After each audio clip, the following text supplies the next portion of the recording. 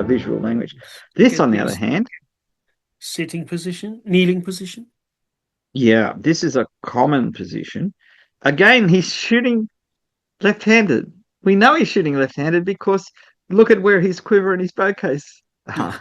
Though weirdly enough, his sword is on his right-hand side, so that's really confusing. But the thing is, one knee bent, foot flat on the ground, the other knee on the ground, or the toe on the ground. Usually it's the toe and the knee is slightly off the ground. This is quite a common kneeling stance.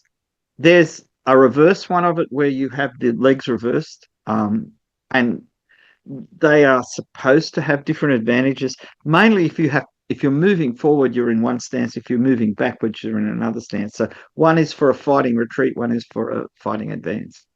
Um, that looks awfully like it was modelled on Fateh Ali Shah pretending to be Rustam. This is Rostam actually from his Shahnameh. Yeah, yeah, yeah. I know, but the beard is very Fateh Ali Shah, isn't it? Uh, it's so this is Khaja.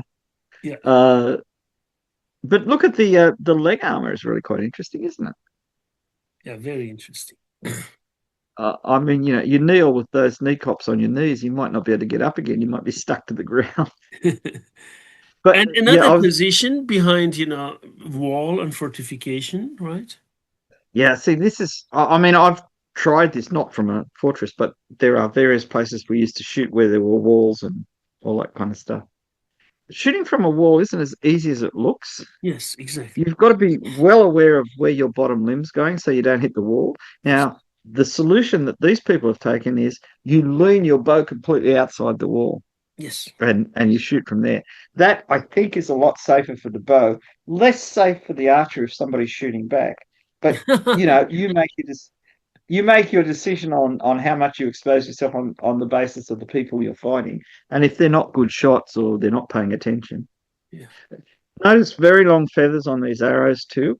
yeah, They're all doing a version of Rishikesh, though yeah, the one of them's getting close to Sinakesh, I think. yeah, Uh, but it's difficult to say. See, when the people are pointing down, you know they're shooting at people at the foot of the wall. yeah, When yeah. they're in this position, they could be shooting at somebody that's 100 meters away, Yes, and they're using the height so they don't have to shoot as flat. yes. Now we come here and look at this. Okay, he's getting ready to shoot, right? You see that? Yeah, And look at yeah. his position, beat, and the arrow in his I hand. I I have I have seen people do that.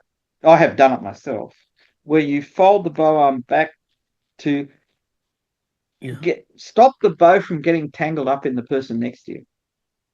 Yes. See, he's just pulled an arrow up. He hasn't even turned it around to knock it or anything yet.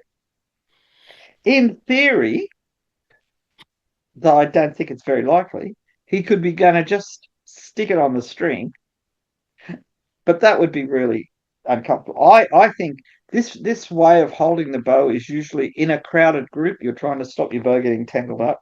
Holding the arrow, it looks as though he may have just picked it up off the ground. Yes. Nobody's wearing quivers here because it's quite uncommon to see quivers on infantry in Persian miniatures. You do see them on people who have dismounted, cavalry who have got off their horse or their horse has Yeah. been killed. Yeah. But infantry, not as common, though I've got there's a certainly a Safavid painting showing people Yes. fighting with quivers on foot, but they're wearing armor that a horseman would wear, and it makes me think that they've got off their horses to fight. In one case, you can see him actually, he's holding his horse. I'm looking up on my wall. I've got a big poster of it on the wall. Uh, Yeah. And look at this. The next one is also interesting. Look. Ah, this is rare to show the bow being drawn, as opposed to normally they show it knocked or they show it at full draw. They Yes. rarely show a person in the process of drawing. That is Yes. so rare. And Very it's rare. interesting too. I mean, he's down low, so he's not trying to get it up to his shoulders yet, but he's drawn it a little bit, which will make it easier to get to full draw.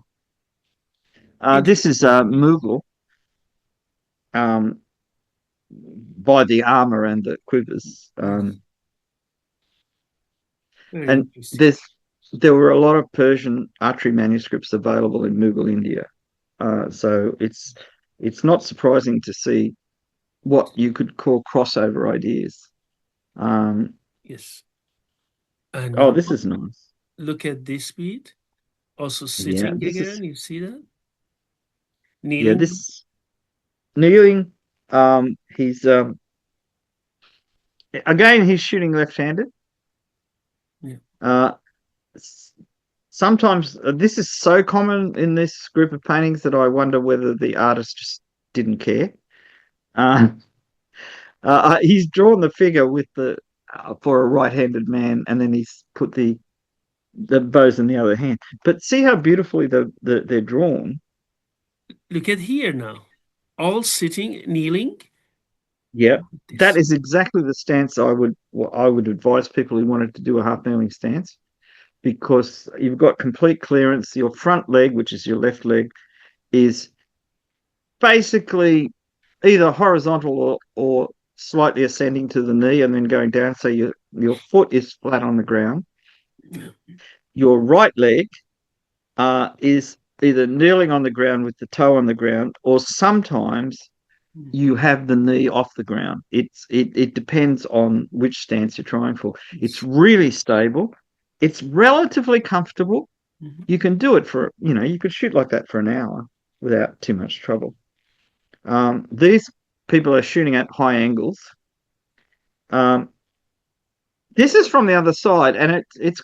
I Yeah. mean, if you hadn't seen the first ones, you would think, oh, this person at the bottom is running. He's not running. He's doing that kneeling stance, and because we know it's from the same group of Yes. paintings, you can tell that they know exactly what they're trying to Yes.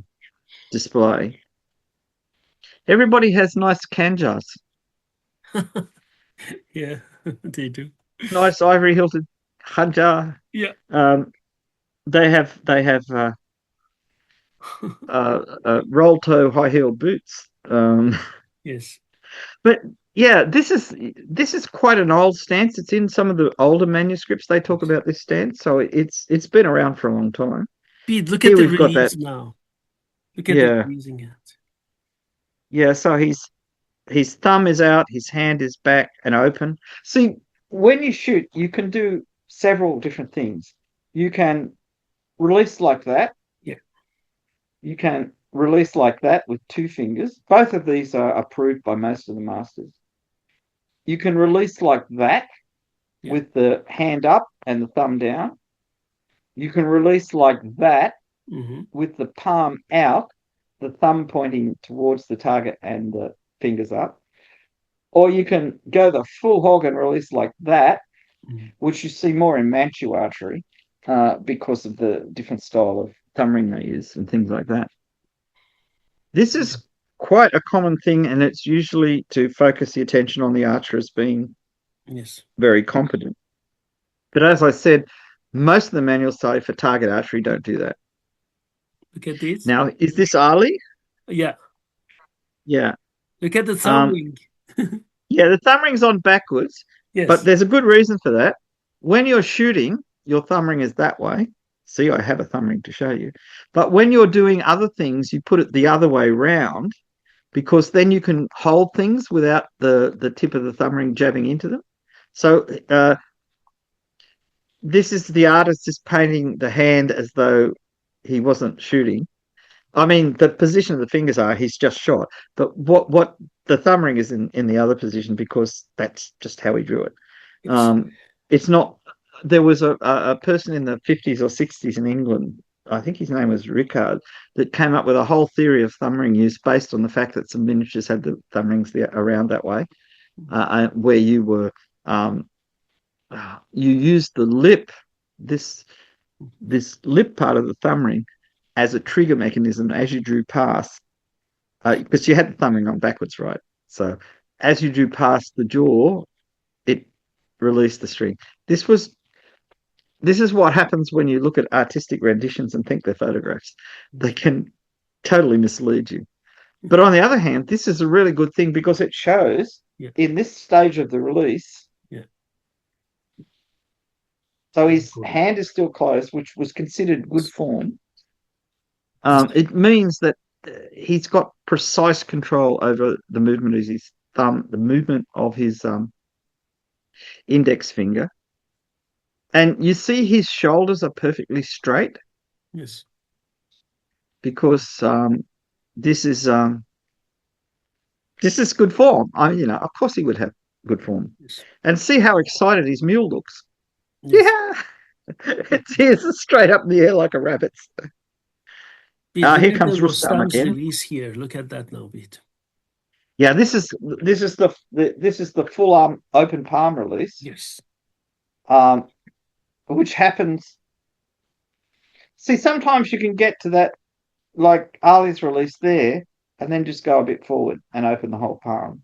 Um, the forearm isn't straight up and down like Ali's was. It's back a bit because the whole movement is going back. Um, you can make use of this. So you shoot, your hand goes up, and then you just rotate Yeah. and just pull the next arrow out. So that works. That works with this type of quiver.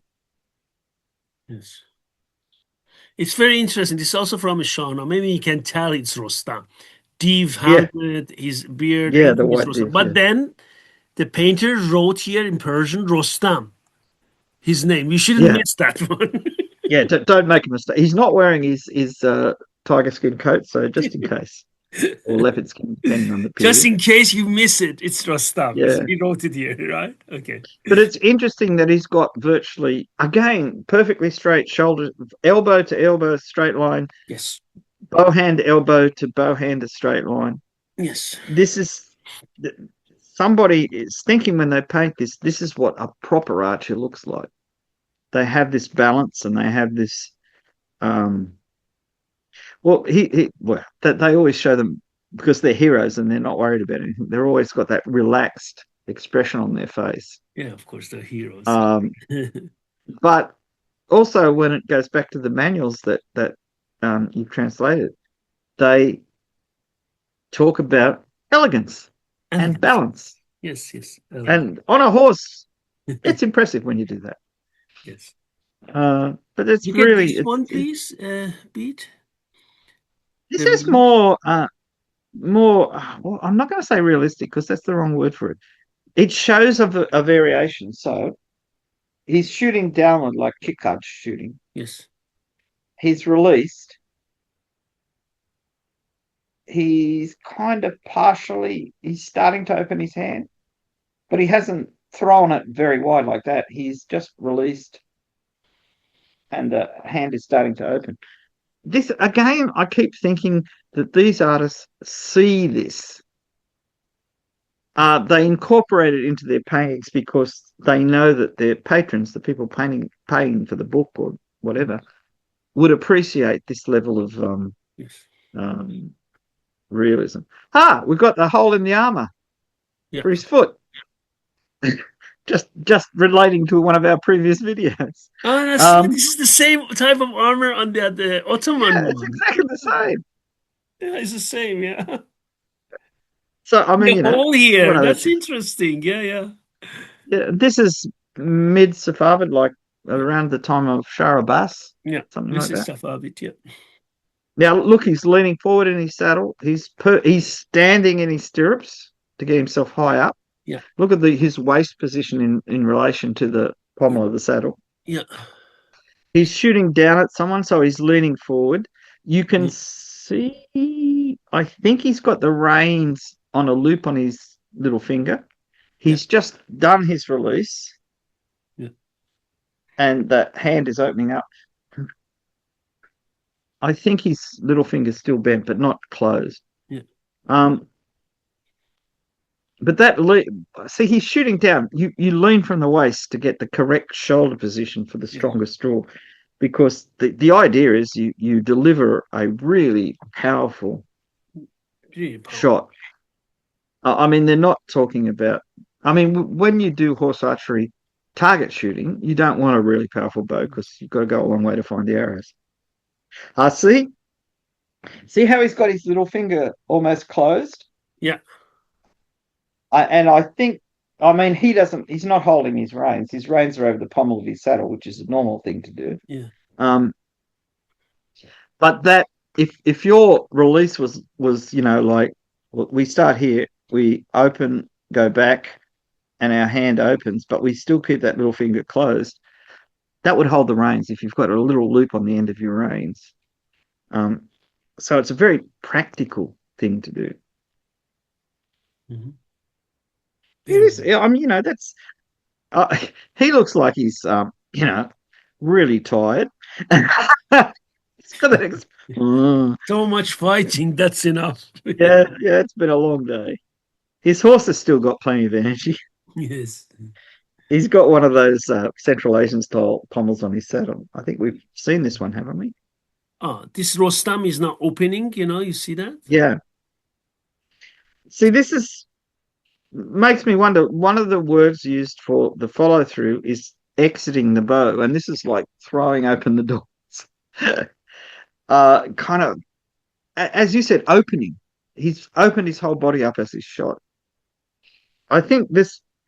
You see a whole series of levels of this Yeah, in in Persian miniature painting, so that not everybody had the same style of yeah, follow through. absolutely.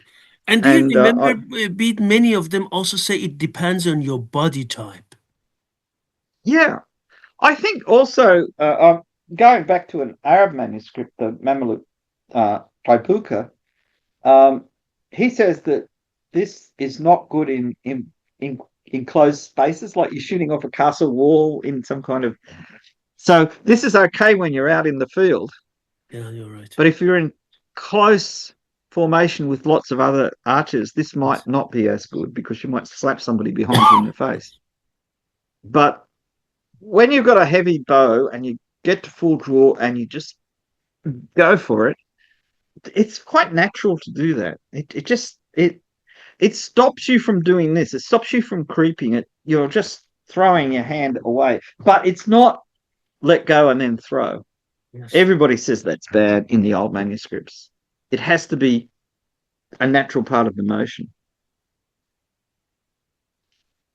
Okay. Again, this is the same kind of thing. He's got most of his fingers closed, Yes. but it's the position of your hand afterwards, Yeah. after you've released the arrow, Yes. how many fingers open or closed tends to relate to how concentrated you were. So this thing where you've got these three fingers really tightly clenched, Yes. when you release, they don't necessarily open up. You've got to have conscious things. This is more like what would happen in real life, I think. Even though the drawing is a bit sketchy in that, it's I think that the artist had seen people shoot and kind of decided this is the one I like the best. Pete, Maybe look at he this knew. one. This is the most extended position I have ever seen in a Oh Persian. yeah, this is he would be happy in Manchu China. They would have loved him. He's got that Okay. he's got that very open style. He's shooting on the right hand side of the horse's neck, which means he's got to twisted his body a fair way to get to that position. Uh, Pete, one of the reasons I'm saying this, not only on our manuals, which they talk about different styles, but also evidence on opening the hands. The reason I'm saying it because sometimes in the internet people argue releasing is only done in Persian archery like this or like this. Guys, if you prefer yeah, no, something, it doesn't mean it's only way in Persian archery.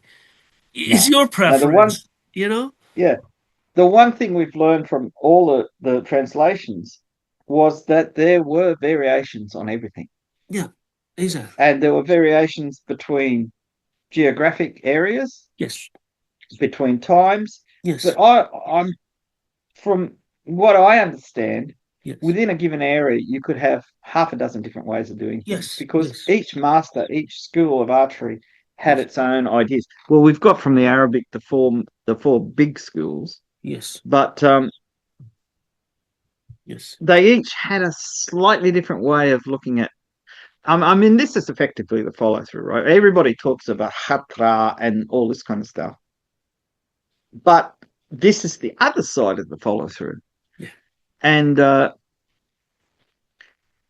both things, the follow through with the bow and the follow through with the hand, both of them have to be organic. They have to be part of the release process, not post release. Otherwise, in these days, when these paintings were done, people would look at you, and if you went shoot wang, they'd go, yeah, he doesn't know what he's doing. Though, to be honest, if they saw me shoot, they'd say, oh, he doesn't know what he's doing. But that's a whole different matter.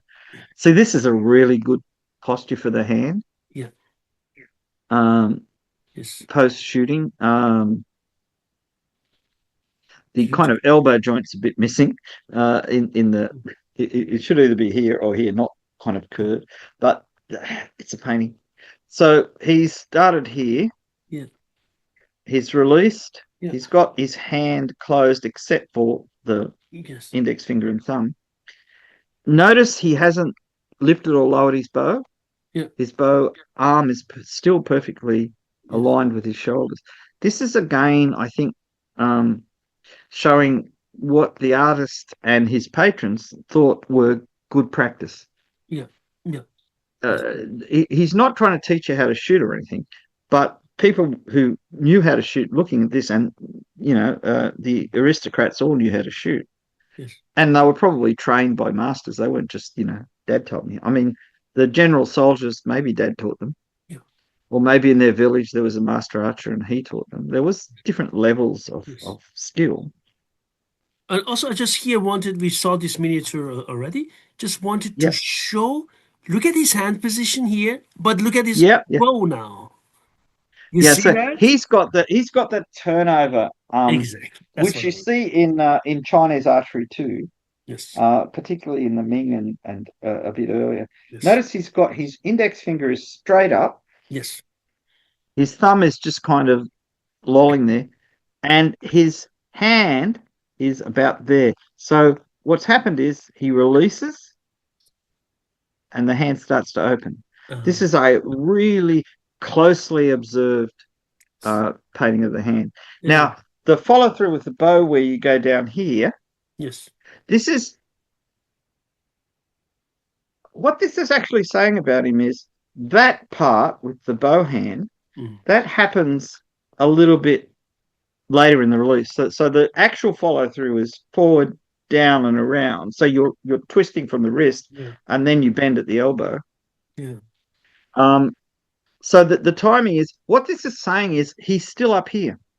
it's still up there. Yeah, So even though the follow through on the bow arm has gone past the follow through into the recovery position, what he's doing is he's focusing with his drawing hand yeah, is kept in position for stillness to make sure everything's going. But because he has a twist follow through on the bow, yeah, that hand has gone completely out of position. But his elbows are still lined up.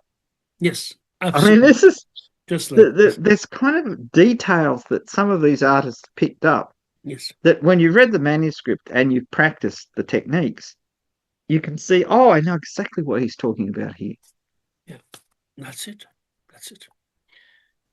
Um, but what we've got here is a better view of what was happening in that previous painting, which is we've got the fully up and out thing, and he's taken the bow, he's twisted it, and then he's just dropped at the elbow here. And that brings the bow on the other side of the horse's neck. If his enemy is slightly towards his left, it brings the bow on the other side of the horse's neck out of the way, invisible. So he could take an arrow out and knock it without somebody towards his left seeing what he was doing, Yeah, and then raise the bow and draw it. yes, There's a famous Safavid painting of uh, King Dara and the herdsman, yeah, and the king is actually his bow is in that position, but he's just knocked an arrow on it so that the bow is completely hidden from the person he's thinking of shooting, which is his own herdsman, because he was too detached from his yes. servants. So if we go here to this one, you This is see another again the same example of it. position with the arm, right? Yeah, I think this was part of a process that isn't really part of the follow through of the bow. This is getting ready for knocking the next arrow, and you're doing it down. Well, Mm, the screen's not big enough. You're doing it down there, yes. You take the arrow and you put it onto the bowstring Mm. over here, out of the way, and then you bring it over the horse's neck and you shoot the person who doesn't realize you're ready to shoot. Yeah, so This be one, go ahead, go. the thumb isn't fully out Yeah. because sometimes when you release, as you relax, the forefinger drops back down and touches the thumb. It's not really a fault. It happens after the arrow's gone. You're pretty safe. So But be this is really quite interesting. this was our some of the miniatures about we talked different positions. So there were different sitting, kneeling, and standing positions on foot, on horseback. That's very important. Also about different types of releases where the hand is, and Hmm. we just wanted to show that how detailed Persian miniatures are. Yeah, they're amazingly detailed. It's Very really, I mean, there's different levels of craft by the painters. Some are beautifully finished and that, and some are quite rough. And sometimes that's not because the painter has different levels of skill. It's we look at these at this size, but the original might have been that size or might have been that size, and there's only so much you can do with the brush to get the lines. And when you look at and see the lines particularly thick, you've got to think to yourself, is this a particularly small figure on a small yes. painting? And this is one thing which is really I appreciate about Persian art and about the Iranians or Persian understanding of art that they have been always doing miniatures, painting pictures.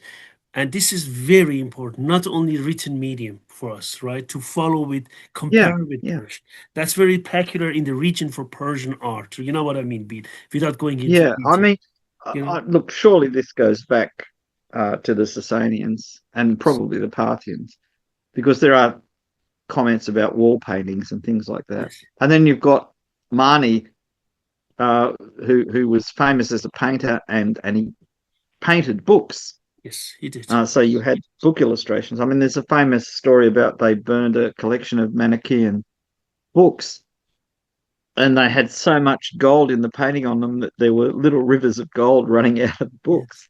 yes, So I mean, it's just that the walls of Sasanian palaces were usually plastered on the inside, so that over a period of time that'd all disintegrate and you'd lose the paintings. Um, Kent in what was Sogdia, um, in Central Asia, where they actually found paintings in place from the 7th century and 8th century, I think. And they had images of Rustam and various yeah, people we from talked about it on this channel. Do you remember the yeah. picture they took? Yeah. Yeah, and you look at that and you realize that the level of skill in painting in the Iranian world, and by which I mean, people speaking Iranian languages and affected by Iranian culture. I mean, the Sogdians had an entirely separate culture, but they definitely was strongly influenced by the main central Persian culture. So when you see these things, you realize just how much uh, what can you say? How much sophistication was in the painting Yes, from absolutely. a very early stage. And Very. then when we have all these books, but we've got paintings, well, hopefully, in the Gulistan Palace and things like that, wall paintings, and there's big paintings from the Qajar period showing that, that was appreciated too. I think there's some references, maybe Clavijo, when he visited Timor. I think he mentions wall painting. He certainly mentions paintings on Yes, the sides of tents and things like that. yes, So there's a strong illustrative tradition yes, in Iran yes. going back a really long way. Thank you very much, Pete, for today and all these beautiful things we discussed. Hope you enjoyed all these miniatures today as well. Oh, it was beautiful. It really was nice. Thank you very much and see you soon, Pete. See